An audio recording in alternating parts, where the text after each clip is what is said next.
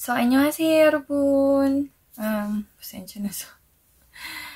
dito po sa Korea, napakamahal po ng cost of living. So, kung wala po kayong idea, ay today is a great day for you kasi bibigyan ko po kayo ng idea kasi feeling ko makakatulong ito sa mga newbie dito sa Korea, lalo na sa nahihirapan sa pag-budget. So, for today, saan ba aabot ang 15,000 won? Yan po ang ating vlog for today. And, bibigyan ko po kayo ng idea kung ano yung mabibili nyo for 15,000 won. Kung i-convert nyo yan sa Philippine peso, ay nasa 635 pesos siya. If i-ano natin siya, i-round off. Kasi meron siyang centavos. So, ni-round off ko na lang. And, doon sa na-grocery ko is nasa 15,030 won. And, wala pong 30 won dito sa Korea. Mostly po, nasa price lang siya. Pero, generally, based on experience, 500 won po yung pinakamura. Usually. And kadalasan yung mabibili nyo po yan, candy. Mayroon din naman chocolate. And bibihira yung mga pagkain. Talagang umaabot siya ng 1,000 won. Kung mga discounted, nasa 900 won na siya.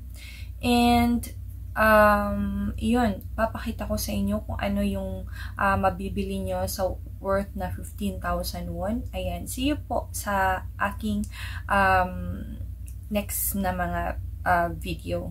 I-feature ko po at abangan nyo po kung ano yung mabibili nyo sa 15,000 won. 안녕하세요 여러분, ito na nga. Ito po ang literal na 15,000 won at may 100 won dyan. Nasa 635 nga yan. At yan po ang aking nabili worth 15,030 won. Ayan po yung resibo. At isa-isahin po natin kung ano po ang ating mabibili for that one. Ayan. Tapos, ayan, isa nacho, snack, siya, cheese. Ayan. 3 snack po nabili ko. Ayan. Potato chip at saka onion chips.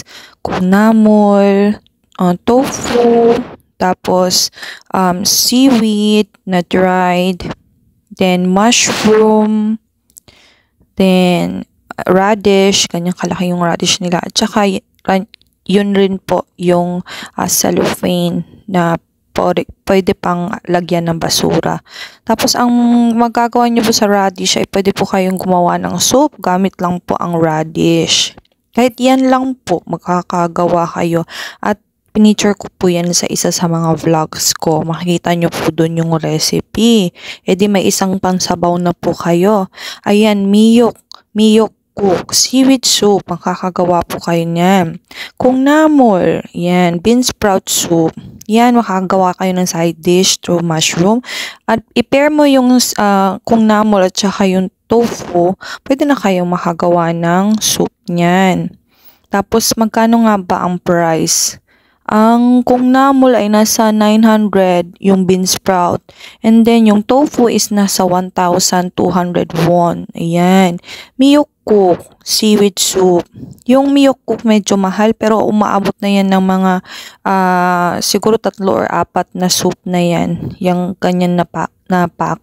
So 5,300 won yung miyok or seaweed. Then yung tofu, kanina nga sabi ko 1,200 won. Yan. Pwede na rin yan for 2 days. Pwede na yan.